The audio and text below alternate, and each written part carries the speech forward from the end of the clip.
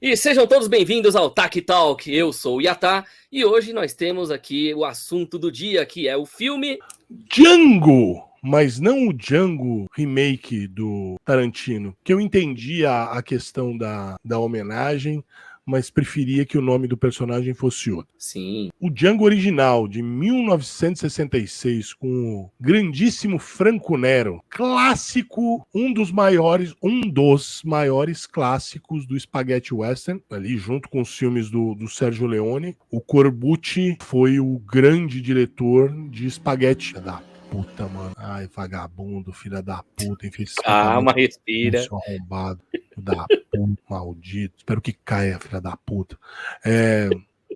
Junto com o Sérgio Leone, o Corbucci foi dos grandes diretores do Spaghetti Western e, consequentemente, do Western de forma geral. Do Bang Bang, como a gente chamava aqui no Brasil, nos antigamente, né? Vamos assistir filme de Bang Bang. A gente não falava filme de faroeste, a gente falava filme de Bang Bang. É o clássico, né? Porque afinal, quem não gostava de brincar de bang bang de vez em quando, fingindo que tava com arminhas, mas tava fazendo só a mãozinha, assim, né? Tipo, toda criança em algum momento brincava disso, ou de Cavaleiro do Zodíaco, ou coisa do tipo, né? Quem não gosta de imitar seus heróis? Que nesse caso, o Django, né?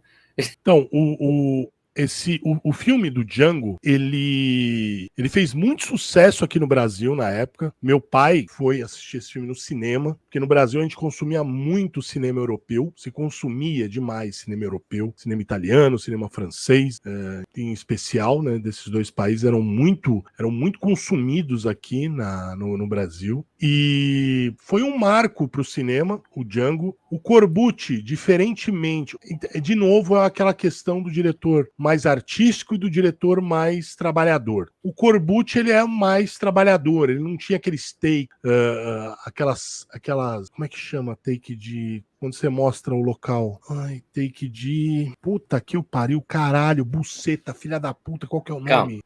plano geral? Não. Não, tipos de take. Cara, eu preciso fazer um caralho de uma faculdade de cinema, viu? Plano aberto, plano americano, planos, aqui a gente chama de plano. Vamos lá. Plano aberto, plano médio, plano americano. Mas tem um nome pra isso. Primeiro Pera, plano, qual posição mesmo a câmera? plano sequência. Plano sequência. Sequência é quando é sem corte direto, né? Não, mas não é só isso, ele é mais longo. Sim. Mas é outro nome, é tipo de estabelecimento. Em inglês chama establishment shot. Em inglês chama establishment shot. Shot, quer dizer. É que eu Agora em não lembro como é português, em português também. nem eu. Então foda. Corta toda essa parte aí, Leonardo. Então, diferente do Sérgio Leone, que tem aquelas imagens, aqueles takes de establishment shot, que eu não vou saber o nome em português. Diferente do Sérgio Leone, que era mais artístico, e ele tinha assinaturas muito fortes na direção dele, muito fortes, e algumas se tornaram a tão marca registrada dele quanto marca para futuros cineastas, o Corbucci ele era mais o trabalhador, né? E os filmes do Corbucci, de forma geral, são muito mais violentos do que qualquer outro filme de Bang Bang, seja ele americano, seja ele italiano também. São extremamente violentos. E o Django mostra toda essa violência e sujeira. Os filmes são sujos, as cidades são imundas, cheia de barro, cheia de lama, ou então as cidades são inóspitas, são em locais inóspitos. O Corbucci tem muito disso no cinema e o Django não é exceção. O Django também é uma marca no cinema, é outro personagem que faz parte da cultura pop. Para quem conhece cinema, hoje, quem é mais novo, se você falar Django, vai só conhecer o filme do Tarantino. Isso é uma falta de educação grave. Isso aí eu coloco a culpa nos pais dessa pessoa que acha que o Django é um filme do Tarantino, né? Que não apresentaram o Django de verdade para essas pessoas, seja na adolescência ou mesmo depois de adulto. Mas o Django, ele tá no imaginário popular de várias gerações. Ele faz parte da geração do meu pai, fez parte da geração do meu pai, assim como fez parte da minha geração. Então, eu sou de 77, esse filme tinha sido lançado em 66, e mesmo assim, ele fez parte do imaginário popular e da cultura pop de forma geral. História extremamente simples, uma história de vingança, simples, direta e principalmente violento. Ó, é difícil a gente lembrar de Django e não lembrar de uma cena clássica, que é logo desde o começo, e quando você vê o título do filme, que ele tá lá carregando aquele caixão, que fica aquele mistério por um tempo, até você descobrir o que é que tem lá dentro. Agora, eu sempre fico na dúvida, devo ou não devo dizer ao povo do que se trata esse caixão? Na verdade, a primeira cena, ele não tá a cavalo, ele tá arrastando um caixão, puxando por uma corda, e aí uns bandidos mexicanos perguntam pra ele o que você tá carregando nesse caixão? Aí ele fala Django, como se ele estivesse levando o Django. Mais pra frente ele descobre que ele é o Django, na verdade, e o caixão tá carregando armamento. Uma bela metralhadora, por assim dizer, né? Uma metranca nervosa. Que teve versões, né, paródias, inclusive brasileira teve uma, pistoleiro chamado Papá. O chamado Ou Papaco no... é uma paródia do Django. É. Obviamente, é um filme pornô. Pornô chanchada das mais engraçadas da época da Boca do Acho Lixo. que não é, acho que não, sei lá, eu não gosto de chamar de pornô chanchada. Pornô chanchada era filme que não tinha sexo explícito, né? Pornô chanchada passava na TV. O Django, o Papaco tem cena de sexo explícito. Não, é verdade. Eu não gostei de chamar esse tipo de filme de pornô chanchada, mas atualmente parece que qualquer filme brasileiro da época é pornô chanchada. Mas a gente pode dizer que esse filme ele tinha pessoas influentes, de certa forma. O Fernando Benini, que tá no SBT atualmente ainda, o Anão Chumbinho, o Satã, que já trabalhou com o Zé do Caixão, pessoas assim, né? E tinha uma atriz que era chamada de Priscila Presley na época, apesar dela não ser a Priscila Presley do Elvis, né? O importante falar que o Corbucci foi um dos grandes influenciadores da carreira do Tarantino. Sim. Inclusive tem um documentário que eu indico assistir do Netflix, Django e Django, que é um documentário feito contando a história do Corbucci a partir do ponto de vista do Quentin Tarantino e qual outro diretor, o diretor italiano? Ruggero Deodato, que conta basicamente a cinematografia e a história do Corbucci enquanto spaghetti western, né? Do ponto de vista do Tarantino e do Ruggero Deodato, né? Um chegou a trabalhar com o Corbucci, o outro era só um admirador da obra do Corbucci, no caso o Tarantino. Sim. E o Franco Nero, ele foi alçado ao estrelato no cinema europeu com o Django. Foi o primeiro grande papel do Franco Nero e, assim, o galã silencioso, apesar de no filme não ter absolutamente nada de galã, né? O Django ele é um anti-herói total, ele não é um herói. Uma outra característica dos filmes do Corbucci é os heróis não serem heróis, na verdade serem anti-heróis, e muitas vezes os heróis, se você parar e pensar o filme sob o ponto de vista de outro personagem, eles se tornam vilões. Sim. Isso é uma característica do Corbucci também, e o Django tem essa característica também, né? Mas ele é mais um anti-herói nesse filme, o Django. E o Franco Nero, assim, foi alçado ao estrelato no cinema italiano graças a esse filme e depois ele se tornou um ator prolixo, né? Fez muitos filmes, ainda mais no cinema italiano que as pessoas acabavam fazendo às vezes 3, 4 filmes no mesmo ano, porque era um tipo de cinema diferente, né? Eram todos dublados depois, né? Então o áudio não era gravado em loco, principalmente ali acho que até os anos 70 era assim. Mesmo porque os filmes italianos eram uma Torre de Babel, com atores de diversos países, e muitos deles não falavam italiano. Você tinha ator alemão, você tinha ator espanhol, francês. Então era uma Torre de Babel os sets de filmagem italianos nesse período. E uma coisa que vale a pena lembrar é que o Franco Nero, por causa do Django e depois de todos os filmes que ele fez, ele acabou até fazendo participações especiais em filmes de Hollywood, como, por exemplo, o próprio filme Django do Tarantino, o Franco Nero participou lá, fazendo uma ponta. Por exemplo, John Wick 2, ele fez uma participação também, foi bem incrível também, apesar de rápida. Então, vale sempre a pena a gente pegar esses detalhezinhos para conhecer melhor quem é a pessoa por trás de toda essa fama, né?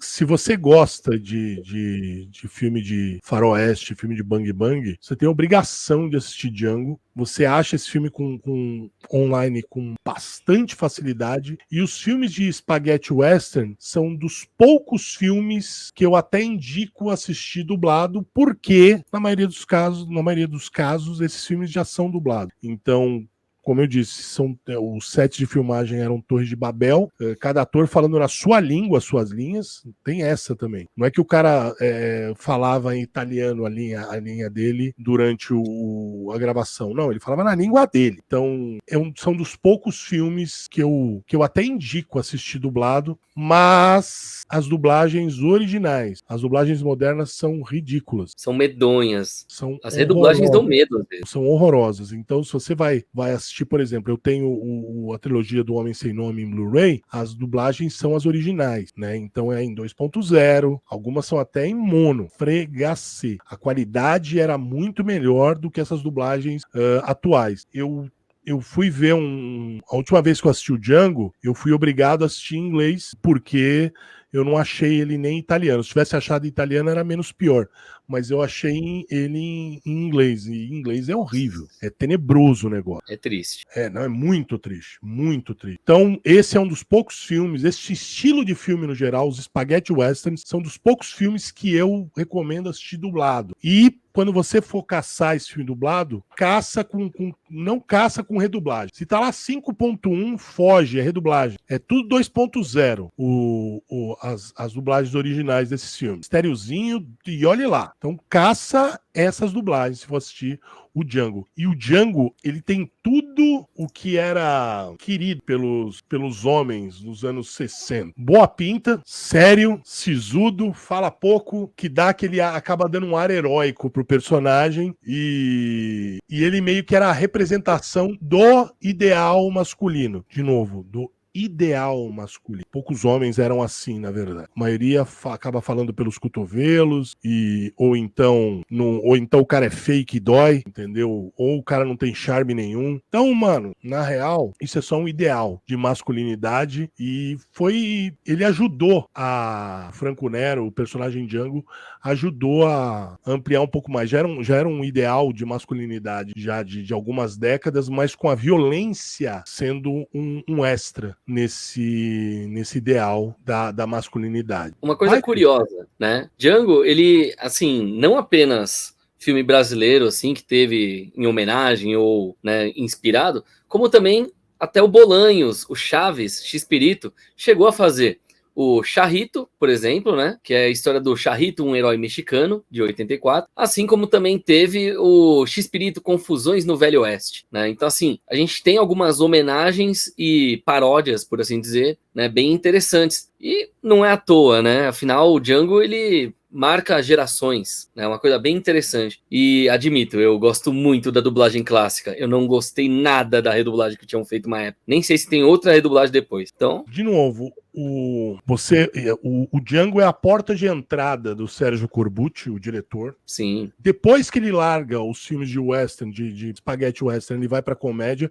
Por quê? Diferente do Sérgio Leone, ele era um trabalhador, ele era um diretor peão, né? Então eu recomendo muito, muito você assistir Django e depois você caçar O Vingador Silencioso, um filme que é incrível, em que o seu personagem principal não fala absolutamente nada durante todo o filme, porque ele é mudo. Nem linguagem de sinal ele usa. Então, e ele também é mais um anti-herói que, dependendo do prisma que você coloca ele é um vilão na história. Sim. É mais um personagem típico do Corbucci. Então, Django, você tem o homem que fala pouco, o cara boa pinta, que era o Franco Nero e tudo mais. E no Pistoleiro Silencioso, A Vingança Silenciosa, cara, qual que é o apódromo? Vingador Silencioso, que inclusive é um ator francês que faz o papel do Pistoleiro Silencioso, do Vingador Silencioso, já ele não tem esse mesmo charme, né? ele tá ali pra se vingar mesmo. Então,